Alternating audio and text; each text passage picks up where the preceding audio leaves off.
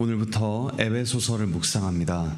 지난주에 함께 묵상했던 갈라디아서에서 바울 사도는 인사말을 덧붙여서 매우 급하고 또 심지어 공격적인 것처럼 보이기도 하는 그런 어조로 갈라디아 교회를 비판했습니다.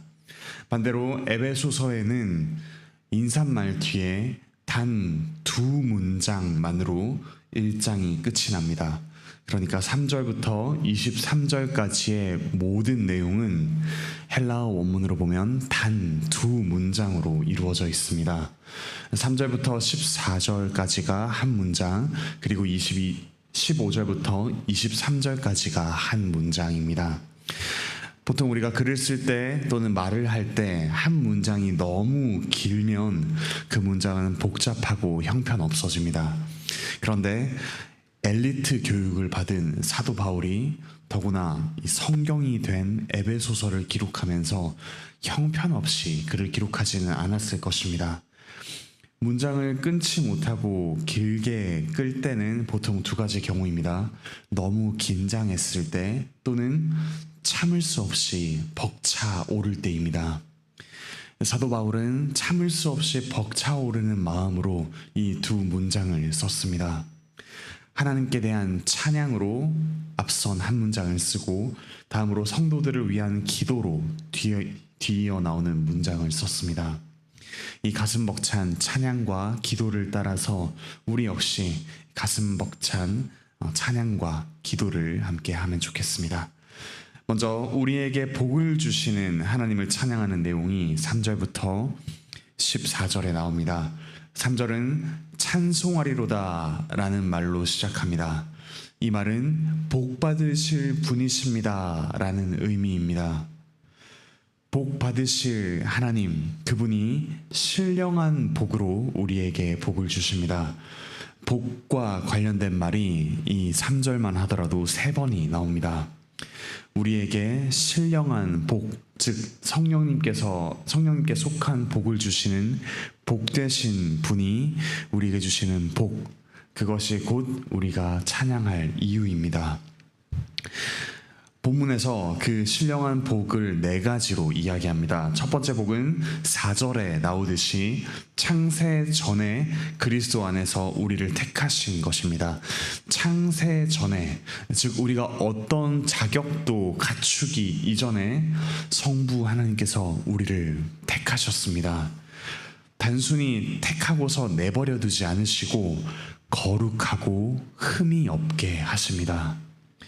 우리가 하나님의 선택 이후에 타락하고 연약해지고 계속해서 죄를 짓더라도 하나님은 포기하지 않으시고 우리를 거룩하고 흠이 없게 완성해 가십니다. 두 번째 복은 5절에 나오듯이 그 기쁘신 뜻대로 사랑 안에서 우리를 예정하신 것입니다. 하나님의 피조물인 우리, 그것도 창조주 하나님의 자리를 탐하면서 하나님을 배신한 우리를 하나님께서 자녀로 삼아주셨습니다. 우리에게 새로운 자녀라는 존귀한 신분을 주셨습니다. 하나님의 사랑은 이처럼 우리를 변화시키는 효력 있는 사랑입니다. 그 결과 우리는 그와 같은 은혜의 영광을 찬송합니다. 세 번째 복은 7절에 나오듯이 그리스도 안에서 그의 은혜의 풍성함을 따라 그의 피로 말미암아 속량, 즉 죄 사함을 받은 것입니다. 죄와 죽음의 노예였던 우리를 구원하기 위해서 성자 하나님 예수 그리스도께서 그분 자신을 내어주셨습니다. 그리고 하나님 아버지께서는 그분의 사랑하는 아들을 내어주셨습니다. 이와 같이 그리스도라는 놀라운 선물이 우리에게 복되신 분이 우리의 죄값을 모두 지불하신 것이 우리가 받은 세 번째 복입니다.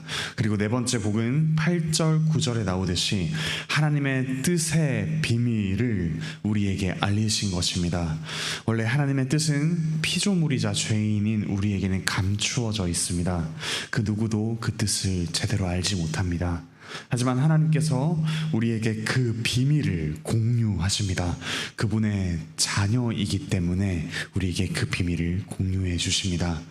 그 비밀의 내용은 10절에 나오듯이 하늘에 있는 것이나 땅에 있는 것이 다 그리스도 안에서 통일되게 하는 것입니다. 그리스도 안에서 통일된다라는 말은 만물을 그리스도 안에 모아서 그분의 주권 아래에 굴복하게 하시고 하나님과 바른 관계를 회복시키는 것입니다. 단순히 하나 되는 것을 넘어서 그리스도 안에서 하나 되어 하나님과 바른 관계로 회복되는 것, 그것도 만물이 회복되는 것이 하나님의 뜻의 비밀입니다. 그리고 우리는 그 비밀을 공유하면서 이 만물을 회복시키는 하나님의 일에 동참합니다. 이것이 사도 바울 그리고 오늘날에 여전히 우리가 하나님을 찬양하는 이유입니다. 하나님께서는 우리에게 이처럼 풍성한 복을 주십니다. 성부께서 이 복을 주기로 예정하시고 성자께서 이 복을 주시기 위해 자기를 내어주셨으며 성령님께서 이 복이 우리의 것이 되도록 우리에게 적용하십니다. 하나님께서는 이처럼 우리를 구원하기 위해 성부, 성자, 성령 삼위일체의 놀라운 열심으로 그와 같은 끊이지 않는 사랑과 또 놀라운 섭리로 열심히 일을 하십니다. 11절에서 이야기하듯이 우리는 이런 하나님의 놀라운 사역과 열심으로 인해서 그분의 기업이 되었습니다. 기업이란 말은 하나님의 소유, 하나님께서 소중하게 여기시는 보물이라는 뜻입니다. 그래서 12절에서 이야기하듯이 우리 존재 자체가 그리스도 안에서 그의 영광의 찬송이 됩니다. 우리의 삶 자체가 찬송, 그 한 곡의 찬송이 됩니다.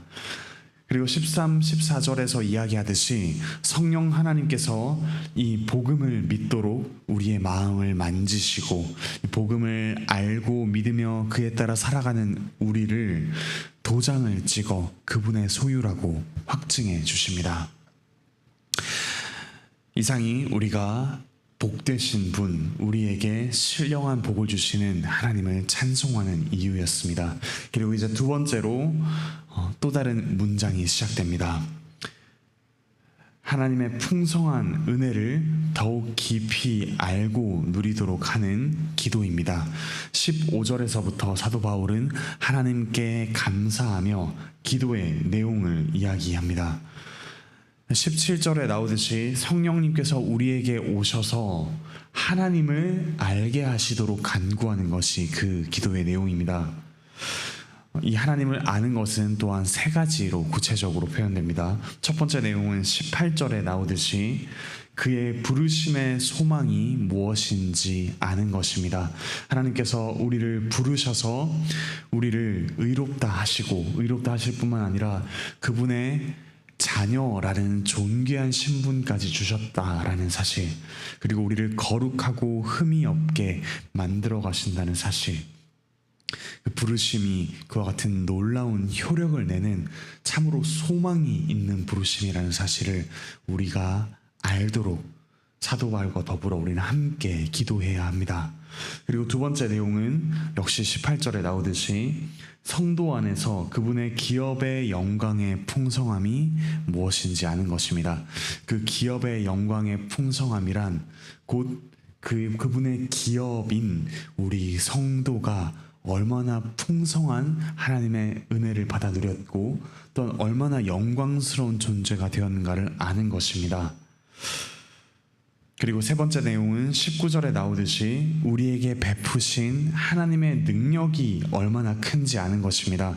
그냥 하나님께서는 내가 너희를 나의 자녀로 삼았다 라고 말씀만 하실 뿐만 아니라 우리를 실제로 그분의 영광스러운 소유물로 변화시켜 주시는 참으로 능력 있으신 분이십니다.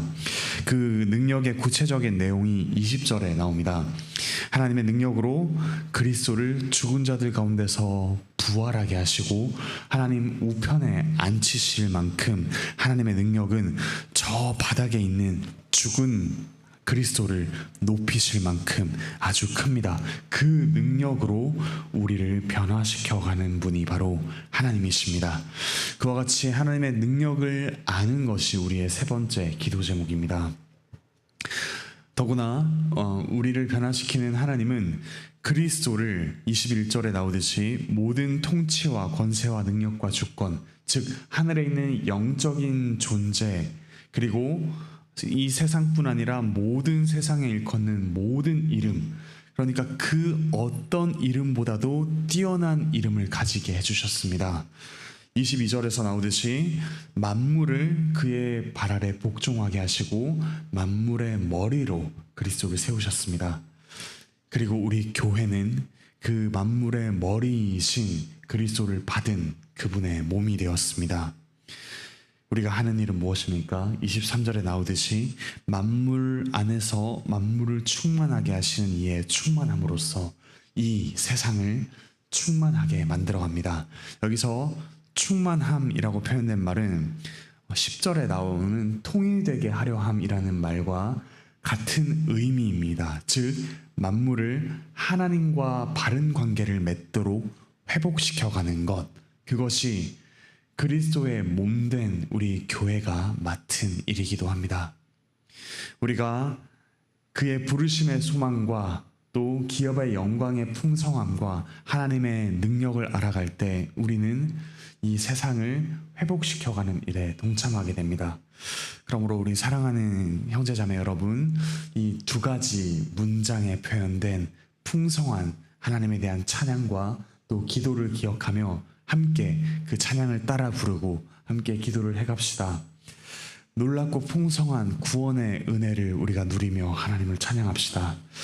때로 살다 보면 우리는 우리 자신에게 주목할 때가 많습니다.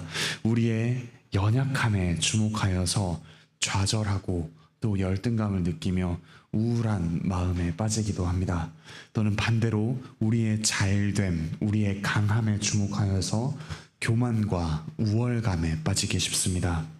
이 연약함과 강함 모두 한순간입니다. 오직 우리를 위해 열심을 내시며 포기하지 않으시는 하나님께서 우리의 연약함이나 강함에 상관없이 우리가 가치 있어 보일 때나 그렇지 않을 때이든 상관없이 우리를 사랑하시며 그분의 소중한 소유로 삼으신다는 사실, 이 사실을 기억하며 하나님께 주목합시다. 함께 하나님을 찬양하는 이번 한 주가 되시길 바랍니다. 그리고 우리가 다른 무엇을 구하기 이전에 이와 같은 풍성하신 하나님을 알아가도록 함께 기도합시다. 우리의 복이신 하나님, 우리를 부르셔서 소망이 있게 하신 하나님, 우리를 그분의 기업으로 삼으셔서 풍성하게 만드신 하나님, 그리고 무엇보다 실제로 그렇게 완성해갈 능력을 갖추신 하나님, 그 하나님을 더욱더 풍성하게 알아갈 때 우리는 우리 자신에게 집중하지 않고 오늘 하루를, 우리 평생을 살아갈 힘을 얻게 됩니다. 그러므로 사랑하는 형제자매 여러분, 우리 역시 이렇게 단 두 문장 안에 모든 감사와 그리고 기도를 담을 만큼 가슴 벅차 올랐던 바울처럼 우리 역시 하나님으로 인하여, 그리고 그 하나님을 알게 될 우리 자신 성도로 인하여 가슴 벅찬 찬양과 기도를 드리는 오늘 하루, 그리고 우리 평생이 되길 바랍니다. 그 찬양과 기도를 함께 해나가는 그런 복된 교제를 누리는 모든 형제자매 되시기를 바라고 축복합니다.